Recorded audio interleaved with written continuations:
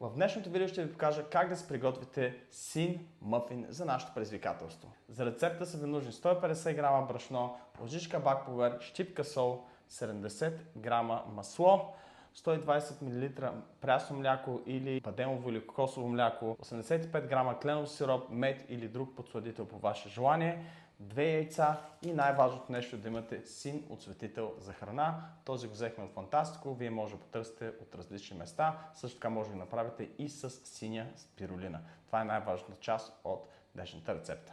За да направим рецепта, смесваме брашното и бакповера, щипка сол в една голяма купа и разбъркваме.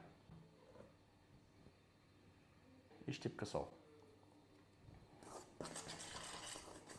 И сега в отделна купа ще смесим течните съставки. Слагаме маслото. Сега добавяме млякото, което предварително съм загрял, за да не обърка вече течното масло. Кленовия сироп и 2 яйца. И сега смесваме всичко. В отделна чашка в малка вода ще смеся синята боя.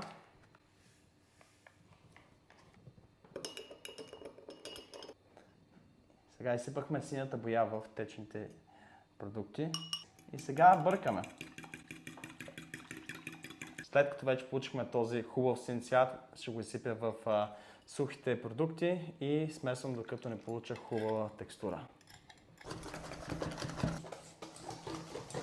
Сега изсипваме течността в тавичка за мъфини. Това ще стигне горе-долу за 8-9 мъфина по рецепта.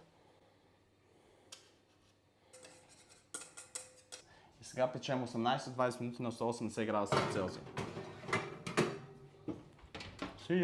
След 18 минути мъфините са готови. Ето как изглеждат нашите сини приятели.